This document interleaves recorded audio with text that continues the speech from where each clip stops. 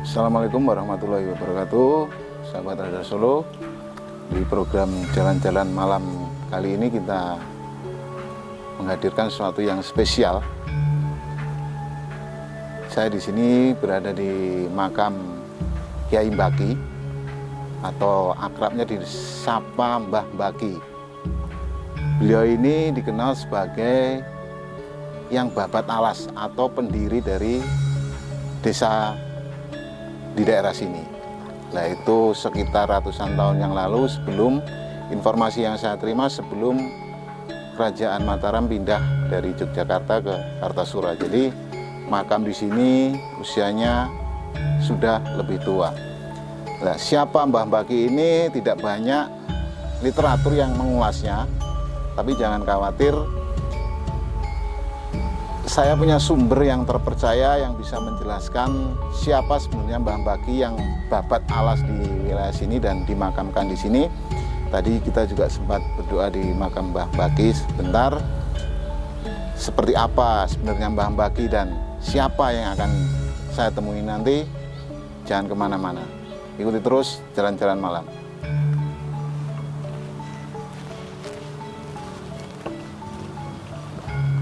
Selamat siang Mas Surya. Selamat siang. Mas Wahid. Selamat siang. Mbak Novi. Selamat siang. Ya. Ini yang seperti saya janjikan tadi, beliau-beliau ini adalah anggota komunitas yang cukup unik. Namanya Indonesian Graveyard. Nah, kalau yang biasanya belusuan ke kuburan untuk hal-hal yang lain, tapi Indonesia Graveyard ini mereka mengulas tentang atau mengungkap ya Mas Surya tepatnya mengulik mengulik lebih mengulik makam-makam dari para tokoh begitu ya.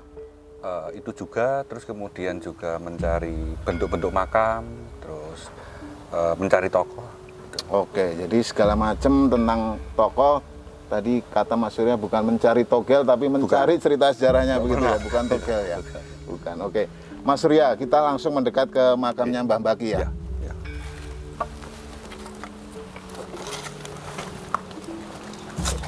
Kita agak di sini Mas, biar agak teduh. Ya, ini gambaran makam dari Mbah Mbaki. Agak sini, Mas. Jadi kalau dibandingkan dengan makam-makam lainnya, memang beliau ini cukup menonjol. Bentuk bangunannya persegi 4 tapi agak ada cekungan di bagian atasnya. Nanti biar Mas Surya dan teman-teman yang menjelaskan kenapa bentuknya begini dan siapa sebenarnya Mbah Mbaki itu. Kalau dari cerita-cerita yang diperoleh Mas Surya, Mbah Mbaki ini pejuang, tokoh agama atau seperti apa Mas Surya? Ada banyak sumber yang menceritakan tentang Mbah Mbaki ya.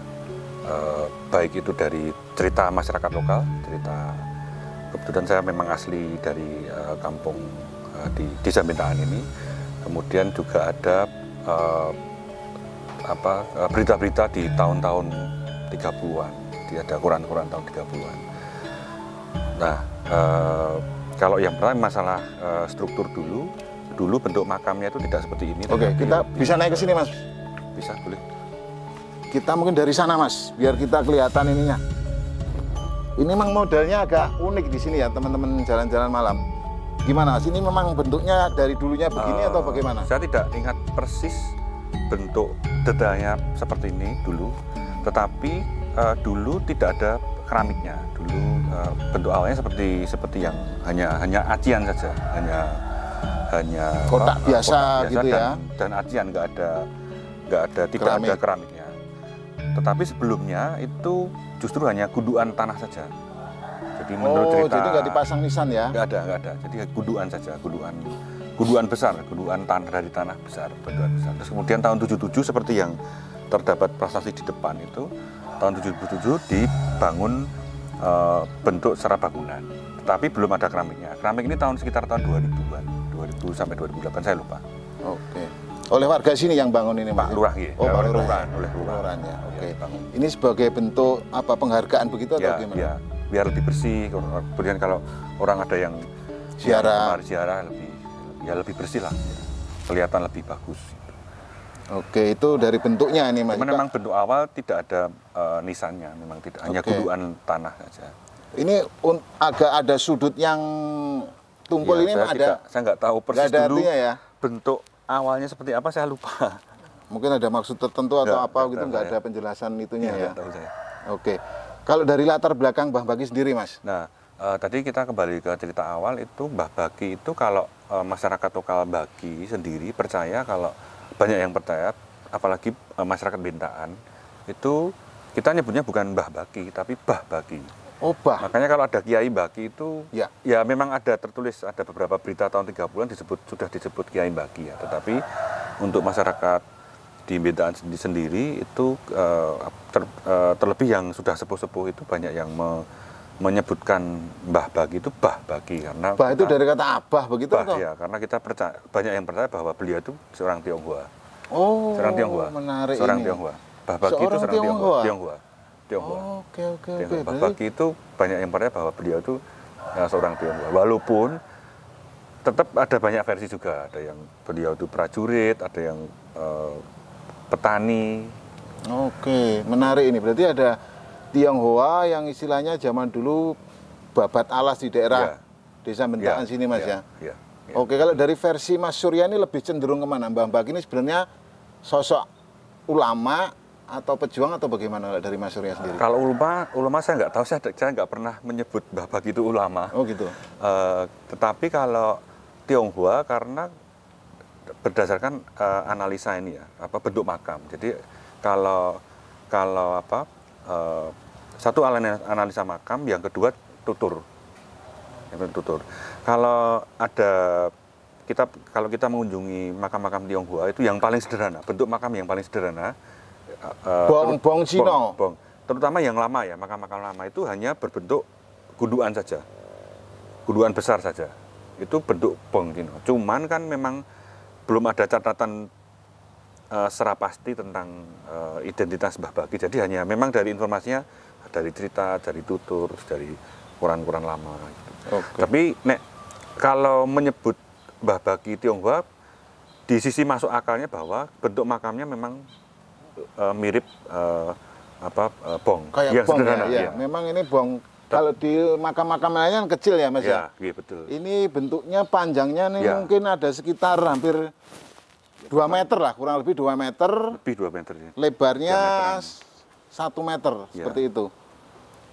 Oke, lanjut Mas. Tetapi memang dari versi lain ada yang menyebut ini untuk menyimpan tombak.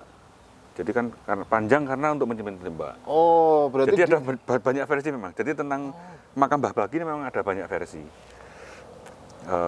Ada yang bilang ini panjang karena untuk menyimpan tombak. Kemudian ada juga yang mengatakan bahwa yang dimakamkan di sini itu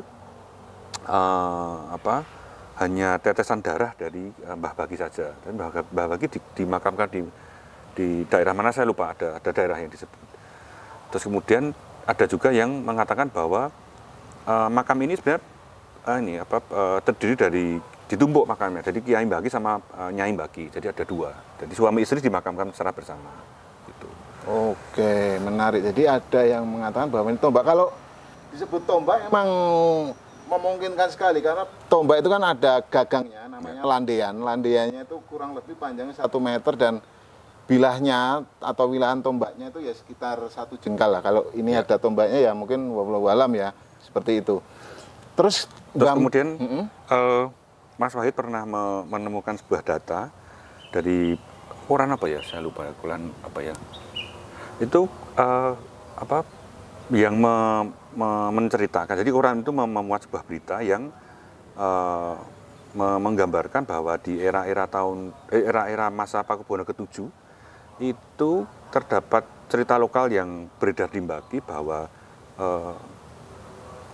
wilayah Baki ini sudah menjadi pemukiman. Itu bahkan sebelum Mataram Islam itu pindah ke Kartosuro. Sebelum pindah ke Kartosuro itu Baki sudah menjadi daerah pertanian yang subur. Terus kemudian masyarakatnya sudah Gemah Ripah sudah rame gitu. Oke. Jadi sebelum berarti sekitar tahun ya 1600-an 1600-an ya Mas ya. Sekian. Berarti Mbah Baki ini mulai beraktivitas di sini kira-kira tahun berapa itu Mas? Apa ya tahun 1600-an itu? Mulai beraktivitas karena kan kita juga belum. Nah, cerita itu pun juga sebenarnya adalah dicatat juga di artikel itu hanya cerita rakyat yang beredar di era Pakubuwono ke-7. Oke, jadi memang belum data yang tertulis yang pasti. Ya betul. Ya. Kalau dari koran itu apa peran Mbah Baki sebagai petani? Dia petani, dan pemimpin tokoh masyarakat lah ya. Masyarakat, betul. Kalau di situ diceritakan sebagai petani. Yang memang mengelola komoditi, mengelola baki ini sehingga menjadi subur. Oh, begitu. Makanya ada yang bilang petani, ada yang menarasikan sebagai prajurit. Kalau masyarakat baki sendiri satu ada yang percaya beliau itu Tionghoa, kemudian juga prajurit. Prajurit dari keraton ya? Tidak disebutkan secara pasti sebenarnya, tetapi banyak juga orang baki yang mengatakan prajurit keraton. Padahal saya belum pernah membaca itu. Saya nggak pernah menarasikan Mbah Baki sebagai prajurit keraton. Oke. Berarti 1600 kalau tinggalnya Mbah Baki sendiri ada sisa-sisanya nggak Mas di sini? Nggak ada ya? Nggak ada. Bahkan keturunanmu, anak cucunya nggak ada di sini ya? Ya mungkin sebagian orang Baki menganggap memang orang-orang Baki ada keturunannya beliau. Tetapi secara keturunan seperti catatan secara kayak kita berbicara tentang Mbah Buyut, saya keturunannya Mbah Baki itu enggak. Karena memang sekali lagi data tentang Mbah Baki itu belum secara data yang betul-betul menceritakan sosok beliau yang pasti.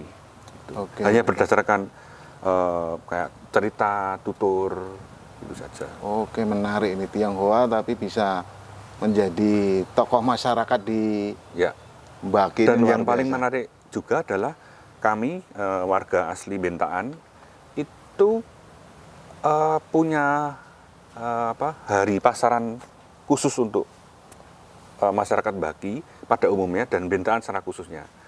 Apalagi masyarakat Bentaan seperti saya dan keluarga tetangga itu, kita percaya bahwa di pasaran PON itu kita nggak boleh mengadakan aktivitas apapun, misalnya punya gawe manten, terus kemudian 17-an, itu nggak boleh.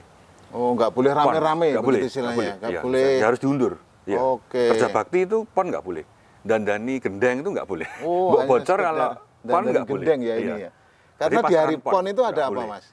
Kita percaya geblaknya Mbah Baki itu di hari PON. Oh, di PON itu ya, pasaran PON. Jadi di pasaran Jawa itu ada namanya pasaran PON. Iya.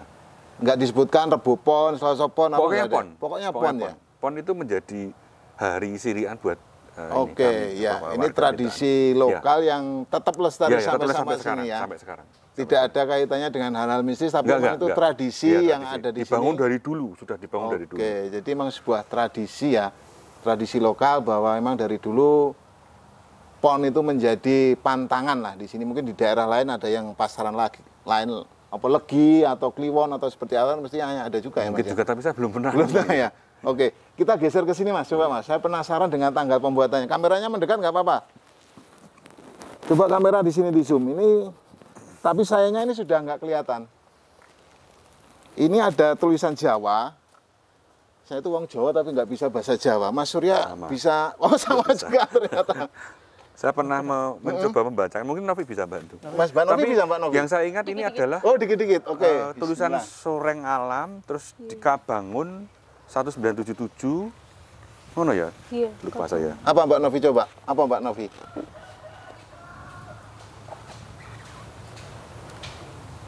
Soreng Alam.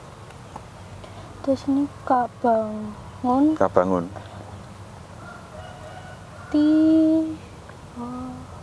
Tahun. Ya. 1977 Pak ya. Lupa saya. Aku nih angka nggak bisa. Oke, ya. Intinya ini prasasti menandakan ininya dibangun 1977. Ini pembangunan dari prasasti, pembangunan dari modal tanah ke bangunan yang awal, bangunan pertama. Gitu ya. Iya. Jadi awal mulanya ini dibangun, ini ada keterangan dalam huruf Jawa yang artinya dibangun. Ini tahun 1977. Bukan dimakamkan ya, tapi dibangunnya ini baru. 1977. Iya, baru. Ini penanda pembangunan tahun 1977. Soreng Soreng itu apa? alam. Soreng alam itu apa, Mas? Soreng alam itu mungkin teman-teman nanti ada yang bisa Oke, bantu. kita ngiyup di sana, iya, Mas. ngiyup Kita dulu. agak panas ini Oh, iya. soalnya. Oke, kalau lihat di sini ada makam-makam ini apakah juga kuno atau Enggak, baru. baru ya? Baru Tapi ya? mungkin dulu juga ada makam lamanya, terus kemudian diperbarui. Oke, kita nggak oke. tahu. Tapi nggak ada makam lama di sini. Karena bentuknya ini ya kotak Ya, ya. dan kelihatan Makam sudah eran tahun 60-an, 60-an ya? tahun Iya, iya. 50-an. Oke, yang soreng alam tadi Mas Fahid atau Kalau Soreng Alam itu saya pernah dengar itu dia beli Soreng Alam itu sebutan untuk kayak prajurit. Tapi ini perlu saya nggak tahu. ya, Saya ya, pernah- ya, pernah prediksi baca, aja Soreng ya, Alam prediksi itu ya. menarasikan prajurit. Prajurit. Iya. Tapi kan kita juga belum tahu juga apakah yang menulis itu dulu menulis itu dengan riset dengan atau cerita, kita juga nggak tahu. Oke. Menarik sekali itu tadi kisah Mbah Baki yang ada yang banyak versi, ada yang menyebut bahwa Tionghoa, ada yang prajurit, Ya. ada yang petani dan Iya. ini mungkin perlu dikaji lebih lanjut lagi agar sejarah babatnya desa Bentaan ini khususnya Baki ya Mas Iya, Baki ya. iya. Ini tidak hilang begitu saja dan hanya tersisa petilasannya Mbah Baki. Mungkin Ya. nanti dari pihak pemerintah bisa menelusuri lebih jauh tentang Mbah Baki lah. Tadi ngobrol banyak tentang Mbah Baki, sekarang kita tanya apa sih sebenarnya Indonesia Graveyard ini, katanya belusukannya ke kuburan, kalau lainnya ke mall, ini malah belusukannya ke kuburan dari tempat-tempat yang bagi sebagian orang kuburan ini kan dianggap Iya, iya. mistis, dianggap apa seram. ya, menyeramkan, klinik dan sebagainya, tapi oleh komunitas Graveyard ini punya sisi lain bahwa ada sesuatu yang menarik di kuburan yang kita tahu bahwa ini menjadi rumah masa depan kita Iya, semua ya. taman ini. Menjadi taman ya. Begitu. Taman memang. Mas Fahid atau Mbak Novi yang bisa menjelaskan kenapa kok munculnya komunitas ini kok kuburan bukan dipilih misalnya apa begitu objek lainnya, kenapa? Kalau dari Agak kan bekas sini Mas Fahid. Kita nggak nyakot. Ya. Kalau dari komunitasnya sebenarnya mulainya dari Jakarta ya. Kalau komunitasnya ya, terbentuk komunitasnya sebenarnya dari Jakarta, dari namanya Mbak Ruri, ketua kami. Jadi koordinator kami yang ada di beberapa daerah. Jadi sebenarnya tersebar di Nusantara dan tidak terpaku dalam apa ya, tidak terpaku 1-2 jenis makam, tapi memang menyeluruh. Itu mulainya dari Jakarta, adanya Mbak Ruri dan Mas Denny ya. Itu tahun 2017. Itu berdua ini memang sering main ke makam untuk belajar sejarah. Jadi dulunya juga bagian dari komunitas sejarah, kemudian punya apa ya, punya ketertarikan sendiri terhadap makam. Kemudian kalau dari kami yang dari Solo sebenarnya sebelum kenal itu kita sudah ke makam. Yeah. Saya dengan Mas Surya itu sudah kenal lama ya Mas ya. Itu Oh, sudah belusuan dulu sudah sama belusuan, makam. tapi Sudah teman belum- belusuan. Waktu itu belum ada namanya. Itu nyari apa Mas? Ya, Ya, identitasnya atau ya sejarah ya. sejarah?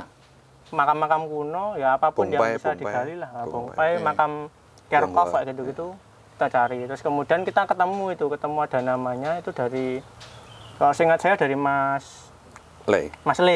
Mas Le itu almarhum. Mas Le itu Korintus Le. salah satu anggota Indonesia Graveyard yang dari Yogyakarta. Itu kita ketemu untuk mencari bong. Itu kita mencari bong di Pedan. Di Pedan, Oke, Klaten. terus ngobrol-ngobrol ternyata kok ada komunitasnya. Terus kita ketemu dengan teman-teman di Indonesia Graveyard, akhirnya Juga di Pedan juga. Oh, dipertemukan di kuburan berarti. Iya. ketemu kan di kuburan. Oke. Terus menariknya apa sih Mas dari kuburan ini kan apa? Menariknya dari ya emang hobi macam-macam ya. Iya. Ini menariknya apa? Iya. Kuburan ini kan aneh begitu loh. Belusuan kok ke kuburan. Kalau dulu saya ke kuburan nyari jangkrik misalnya kan. Lah ini nyari sesuatu apa? Apa? Menariknya apa Mas? Kepuasannya seperti apa sebenarnya? Mungkin masing-masing dari kami punya ketertarikan sendiri-sendiri. Oke, bisa jelaskan Mas Fahid dulu apa? Kalau saya itu karena saya dari kecil itu sudah Tidur di familiar dengan kuburan. Oh, tidur di kuburan? Enggak. Oh, enggak. Saya itu berdekatan dengan Bong. Tempat Oh, saya di rumahnya. Mojosongo itu berdekatan dengan Bong. Jadi sebelah selatan dan utara itu dunia Bong. Jadi masa kecil itu mainnya memang. Dibong itu, delian dibong Nah, gitu, petak umpet dibong Jadi itu sejak ya. kecil tidak ada ketakutan terhadap makam. Oke. Itu kemudian awal-awal ketertarikan dengan makam itu karena dari bentuknya.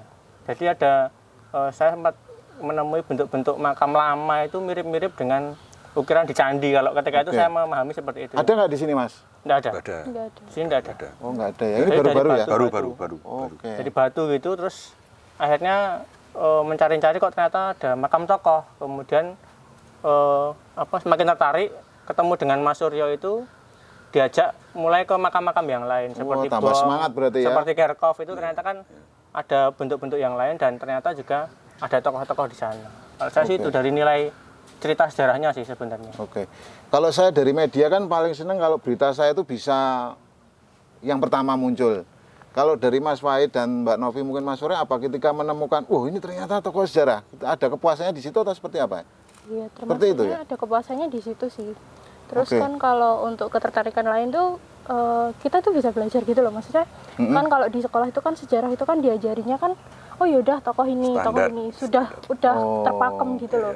Tapi kita nggak pernah diajarin ternyata tuh di balik tokoh-tokoh itu tuh ada tokoh yang lebih penting tapi nggak terekspos, terus nggak masuk ke dalam catatan buku sejarah gitu loh. Oke.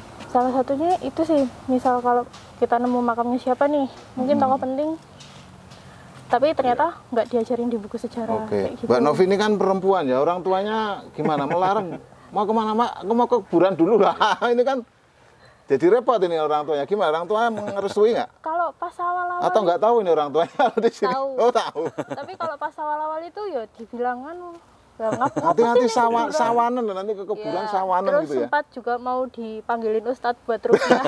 Lah ini menarik nih. Karena sobonya kuburan akhirnya mau dirukyah. Dirukyah juga nggak Mbak Novi? Enggak. Terus kan akhirnya kan pernah satu ketika tuh ngajak mama ke kuburan. Iya, tak ajak Dene ngono kan. Terus habis itu dia ditanya, maksudnya mau ngapain gitu kan ke kuburan. Terus ya udah tak jelasin. Ini tuh nyari sejarah gini loh. Terus habis itu tokoh ini tuh berperan ini gitu. Kebetulan pas itu saya belusukannya itu di daerah Boyolali. Oh, Boyolali. Di makam Belanda sih, Kerkhof DZW. Itu kan kebetulan beliau itu tuan tanah pertama pemilik perkebunan kopi di daerah Jawa Tengah. Terkhususnya itu di Surakarta. Oh, gitu. Menarik juga ya, dari makam bisa mengetahui bahwa itu adalah itu ya. Kalau kita kembali ke Mas Wahid dulu. Yang fenomenal pernah ditemukan Mas Wahid, makamnya siapa Mas? Kalau makam banyak ya sebenarnya. Nah, misalnya kan ada yang berkesan. Ya? Wah betul itu maksudku itu. Kalau makam tokoh-tokoh bupati itu banyak kita temukan di sana. Tapi yang berkesan itu kemarin kita bisa nyambungkan terah yang hilang. Saya katakan terah yang hilang karena dari temuan kami ternyata kami menemukan eyang yang dicari oleh keturunannya yang nggak ketemu. Jadi, masyarakat biasa, pejabat? Masih berkaitan dengan keraton. Jadi Keraton Solo? Ya. Jadi di dalam Benteng Kartosuro itu ada makamnya. Benteng Kartosuro itu kan setelah tidak digunakan lagi itu di masa Pakubono, mulai Pakubono keempat ke seterusnya itu kan dijadikan sebagai makam. Dan di sana memang banyak dimakamkan para selir atau garwa ampil itu dengan putra-putranya, putra-putrinya lah gitu. Jadi makam keluarga tapi dari garwa ampil. Terus kami sempat mendata, kemudian mengumpulkan data-data yang ada, memfoto dan sempat kami publikasi. Kami kan memang Indonesia Graffiti itu kan memang publikasinya di Instagram. Jadi kami bermainnya di Instagram.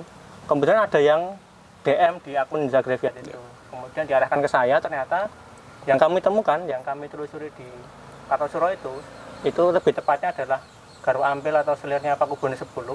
Itu ternyata sudah lama dicari oleh keluarganya. Oh. Jadi tahu namanya, tahu bahwa dia keturunan dari selir Raden tadi. Ayu ini, tapi tidak tahu makamnya di mana. Terus kemudian orang Jakarta ini. Terus kemudian sempat telepon dengan saya itu 1 jam lebih. Itu cerita bahwa melakukan pencarian itu di Imogiri, di makam para raja, kemudian di Kota Gede sempat dicari, kemudian di Laweyan yang memang keluarga dari keraton kan itu nggak ketemu. Dan ternyata ketemunya di situ. Akhirnya kami informasikan. Nah itu yang menurut kami juga berkesan karena membantu ya. Nah itu ada ternyata yang kita lakukan ini punya manfaat bagi orang lain. Senang banget sih. Misalnya keluar kita siapa begitu kan bisa ketemu itu rasanya wah nggak bisa dinilai dengan uang itu Mas. Sering seperti itu. Seperti itu ya. Kemudian malah dari temuan itu malah beberapa orang yang nyari keturunannya hubungi kita. Padahal nggak mesti tukang golek. Jadi info orang hilang ini tapi info keturunan. Keturunannya hilang begitu Mas ya. Oke menarik ini. Iya. Kalau Mbak Novi sendiri siapa yang pernah nemu gitu? Itu makamnya milik Baroness van Hovel. Itu di Irveld, Kalibanteng, Semarang. sebelumnya kan saya pernah baca-baca buku tokoh ini tuh siapa. Ternyata beliau itu adalah seorang tokoh emansipasi wanita dari Belanda. Perempuan. Iya, perempuan. Yang dia juga berkerabat dengan Kartini pada saat itu. Nah, pas itu kan mungkin tradisinya sama ya. Mereka tuh menganut patriarki gitu kan. Perempuan itu tidak boleh dilibatkan dalam kegiatan apapun gitu. Nah, ternyata pas itu tuh ada gelaran tentoonstelling. Jadi kayak pasar malam gitu, ya pameran. Beliau itu adalah satu-satunya perempuan yang berhasil mendirikan pavilion atau stand sendiri yang itu dikhususkan untuk perempuan. Itu tentoonstelling. Di mana itu? Di Belanda sana? Di Semarang. Oh, di Semarang. Ya. Beliau ini adalah satu-satunya tokoh perempuan yang berhasil mendirikan stand pameran khusus untuk perempuan. Nah, itu makamnya di Ihrenfeld Kalibanteng. Jadi beliau itu dulunya itu menjadi korban salah satu camp Jepang di daerah Ambarawa kalau nggak salah. Oh, berarti masuk pendudukan Jepang ya? Iya, masuk pendudukan Jepang itu di daerah Ambarawa dan ikut tereksekusi meninggal di situ. Jadi kalau di Ihrenfeld Kalibanteng itu punya julukan juga sebagai Ihrenfeld perempuan karena sebagian besar yang dimakamkan di sana itu adalah perempuan dan anak-anak. Wah, menarik sekali ini. Terus kalau bagaimana mengetahui bahwa makam ini kira-kira ada sejarahnya, Mas? Karena nggak semua makam kan ini kan? Iya. Gimana cara mendeteksinya gimana itu? Wah, ini kira-kira menarik ini. Begitu pintu masuk mungkin udah kelihatan udah ada getarannya mungkin ya. Wah, harus gini dulu. Wah, ini ada yang unik di sini. Apa, Mas? Ada dua. Jadi pengalaman kita masing-masing juga banyak sekali. Tapi ada dua yang ingin saya ceritakan. Yang pertama waktu di makam Ki Ageng Genis di Laweyan itu saya mendata makam di sana sama Wahid, itu kita nemu ada satu makam yang tulisannya itu Bupati Bojanagara. Jadi ditulis memang di yang di bawahnya makamnya Ki Ageng Genis, yang di bagian bawah. Di luar, ya di cukup ruang, bagian luar. Terus ternyata memang itu Tirtonegoro namanya. Tirtonoto atau Tirtonegoro saya lupa. Itu ada Tirtonegoro 1, Tirtonoto 1, Tirtonoto 2. Nah, yang Tirtonoto 2 itu ditulis di buku sejarah Bojonegoro, Bunga Rampai Bojonegoro kalau nggak salah. Itu beliau itu istrinya Putri Solo. Putri Keraton. Kemudian setelah mengabdi, kemudian karena sakit, kemudian dibawa pulang oleh istri beliau ke Solo dan meninggal di Solo. Tetapi tidak diceritakan di situ, orang-orang Bojonegoro nggak tahu makamnya di mana. Pokoknya ceritanya berhenti meninggal di Solo dan dimakamkan di Solo. Lah, terus saya lihat wah ini makamnya Bupati Bojonegoro itu. Saya upload di Facebooknya Bojonegoro History atau Sejarah Bojonegoro, saya lupa. Akhirnya ternyata banyak orang Bojonegoro itu mencari itu di mana itu makamnya karena nggak tahu makamnya di mana. Jadi kemarin tadi pagi itu persis saya dikontak sama teman Bojonegoro History, itu komunitas sejarah di Bojonegoro itu untuk kelihatannya mau ke nyekar ke sana ke makam ke Laweyan. Itu orang yang dicari betul. Jadi beliau itu dicari orang-orang Bojonegoro karena makamnya nggak tahu di mana. Oke. Terus yang kedua, ini sebenarnya baru saja dan sebenarnya data ini belum 100% betul. Tetapi ini salah satu menurut saya ini menjadi salah satu cara kami untuk mencari sosok yang dicari. Jadi beberapa waktu yang lalu itu saya diajak teman saya namanya Apri, itu dari Surakarta Walking Tour, itu untuk mencari seorang membantu orang dari Belanda namanya Mbak Susan, itu mencari leluhurnya namanya Kertodikromo. Jadi petunjuk yang dibawa dari Belanda itu namanya Kertodikromo, tinggal di Boyolali dan meninggal tahun 1864. Itu saja, 3 petunjuk itu saja. Uish. Jadi kita harus mencari, dia kepingin mencari itu. Dan Susan itu datang ke Indonesia dengan rombongan 22 orang kalau nggak salah. Itu semua mencari nenek moyangnya, ada yang dari Surabaya dan sebagainya. Mereka berkegiatan 2 hari, kemudian Susan melencar sendiri ke Solo, karena datanya dari Boyolali. Nah, setelah mencari data secara selama 5 hari di beberapa perpustakaan dan sebagainya, Mas Wahid nemu ada satu nama, kecocokan satu nama, Kertodikromo. Ada nama Kertodikromo dan tinggalnya di Gatak Kulon, Mojosongo, Boyolali. Nah, kita tidak bisa langsung memutuskan bahwa Kertodikromo yang ditemukan di data itu adalah nenek moyang dari Susan, karena hanya cocok namanya saja. Karena Kertodikromo itu nama yang umum juga, banyak yang nama itu dari Kendal ya, dari Kendal dan sebagainya banyak.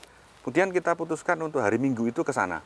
Saya diminta Mas Apri untuk menemani ke Gadak Kulon dan ketemu makamnya. Kita ke makam, akhirnya ketemu, tapi memang hanya petunjuk bentuk makam yang, dan di sana ternyata menurut juru kuncinya itu ada 2 makam yang dikeramatkan. Satu memang orang Tionghoa, yang kedua itu namanya Kertomalang.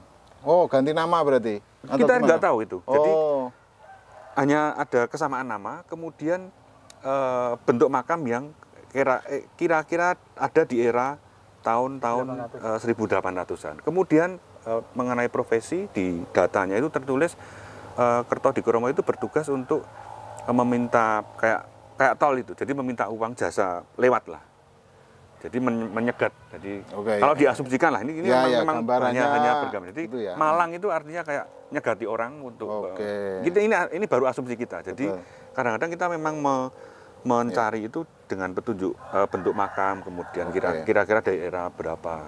Jadi memang kecocokan data itu di atas 75%, tetapi belum 100%, karena kita belum tahu apakah sosok yang dicari Mbak Susan itu sama dengan Kertodikromo yang dimakamkan di Mojosongo.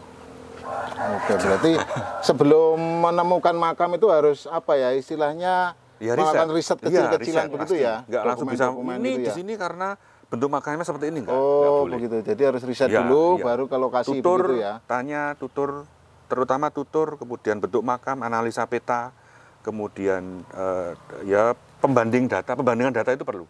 Pembandingan data itu perlu. Kalau yang ada di makam sini yang sejarahnya Mbah Baki ini ya, belum ada yang menemukan yang lain ya, belum ada ya. Oke. Itu tadi bincang-bincang kita dengan teman-teman dari Indonesia Graveyard. Ternyata luar biasa sekali bagaimana mengungkap sejarah sampai membantu seseorang menemukan leluhurnya. Ini lebih sulit daripada menemukan orang hilang begitu Mas Surya ya. Karena orang hilang kan masih bisa ditanya kemana lah. Ini kalau sudah nggak ada yang bisa ditanya, hanya makam ini yang repot. Oke. Terus ketika melakukan penelusuran ini ada kendala nggak Mas? Misalnya perizinan susah atau nggak boleh diizinin seperti apa, kita ada pernah mengalami juga? Baik, Novi mau jawab dulu. Kalau emang kita tidak boleh masuk, kita nggak masuk. Ya. Oh gitu ya, nggak boleh ngeyel gitu, nggak boleh mas?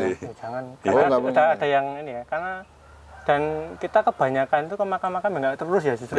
Jadi kalau makam-makam yang sudah terurus itu kan sudah ada yang mengelola, sudah tahu ini siapa-siapa. Kita memang banyaknya itu nanti ke makam-makam yang tidak diketahui. Jadi juga tidak ada juru kunci, kadang juga seperti itu. Jadi kalau kendala itu juga bukan bagian kendala ya. Kalau kita kan juga tidak ngoyo ya. Ibaratnya kita kalau memang tidak diizinkan ya berarti tidak diizinkan gitu aja. Kita cari yang lain masih banyak lah gitu. Oke, berarti ini ke depan apa? PR-nya apa? Selain Mbak Susan tadi sudah hampir mau ketemu, ada PR lagi apa Mas? Sebenarnya bukan kendala atau masalah ya, saya pikir. Jadi menurut kami ada beberapa, misalnya kita nemu di tahun lalu misalnya, kita nemu ada makam yang ini kita tahu nih, karena ada bukunya tentang makam Islam itu, namanya judulnya Hanyokrokusuman itu, yang nulis namanya Mas Yasir Arafat dari Muhammad Yasir Arafat itu dosen di UIN Jogja. Lah kita nemu makam misalnya, terus setahun kemudian kita ke situ sudah jadi makam baru Mas. Oh, ditumpuk dengan nama gitu ya? Dan nisan yang lama itu cuma dibroke saja di sampingnya. Itu kita pikir terus padahal itu masalah menurut saya. Jadi dan itu menjadi kadang-kadang kalau kita ke makam itu juga memberikan ya sedikit memberikan kayak ya bukan edukasi ya, karena kita juga tidak merasa lebih pinter dari orang lain, tapi kadang-kadang nitip, Mas ini Pak ini makamnya seperti ini tolong dirawat. Terus kemudian kalau ada juru kuncinya pun kita memberi katakanlah semampu kita.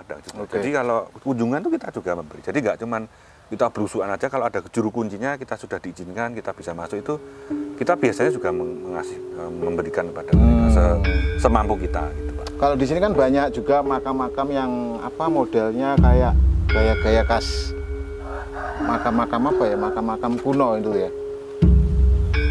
Tapi Ada yang ini baru semua ini ya. Baru semua. Ini baru semua. Ya tahun-tahun 60-an. Tahun 60-an di sini ya. Oke. Karena saya kecilnya di sini. Kecilnya di sini. Berarti yang paling tua cuma Mbah Baki Iya. ini. Iya. Mungkin dulu ada makam tua, tetapi terus kemudian karena nggak disekari, nggak ada keluarga yang datang, Kayaknya ditumpuk ya. Iya. Yang di desa kami, yang di sini yang paling tua itu ada di pinggir jalan sebenarnya, itu di makam Kepuh. Oh. Itu tapi nggak tercatat seperti di. Ya. Oke Mas, pesan-pesan kepada penonton jalan-jalan malam, bagaimana ketika memperlakukan makam, khususnya makam-makam yang bersejarah begitu. Monggo. Mas Aryo. Kalau saya sih, nek saya sendiri ya. Tetapi ini juga pesan buat kita teman-teman semua, terutama yang senang dengan sejarah itu, ataupun yang tidak senang dengan sejarah itu, jangan memistiskan sesuatu. Oh iya. Tapi kan ini prinsip orang beda-beda ya. Jadi jangan tidak untuk jangan memistiskan sesuatu, karena itu akan membuat tidak hanya di kuburan saja, di jembatan, di rumah-rumah kuno itu akan membangun pandangan atau image takut kepada bangunan-bangunan bersejarah. Itu yang pertama. Yang kedua juga ya kalau misalnya mau merenovasi, kemudian ada itu kita berkoordinasi dengan orang-orang atau pihak-pihak yang berkepentingan atau mungkin dianggap lebih tahu, karena banyak sekali makam yang direnovasi tapi masih merusak, bukan dirusak tetapi karena memang Ya karena keterbatasan lahan gitu ya. Niatnya memang bagus ini membangun, tetapi justru merusak itu banyak sekali. Ya karena ketidaktahuan itu tadi ya mungkin ya. Gitu. Dan marilah kita belajar bersejarah. Ya. Belajar sejarah dan minimal membaca sejarah. Jadi jas merah jangan sekali-sekali melupakan sejarah ya Mas ya. Iya. Itu tadi pesan dari Mas Suryo menarik sekali, jangan memistiskan atau mengkultuskan sesuatu, karena nanti itu akan menimbulkan nilai historis yang lebih besar, menjadi tertutupi oleh hal-hal yang itu tadi, yang mistis. Ikuti terus jalan-jalan malam, kita kupas tempat-tempat dan orang-orang yang punya latar belakang yang luar biasa. Terima kasih. Assalamualaikum warahmatullahi wabarakatuh. Tetap semangat. Matur suwun Mas Suryo. Matur suwun. Pak Novi, terima kasih. Mas Wahid, terima kasih ya.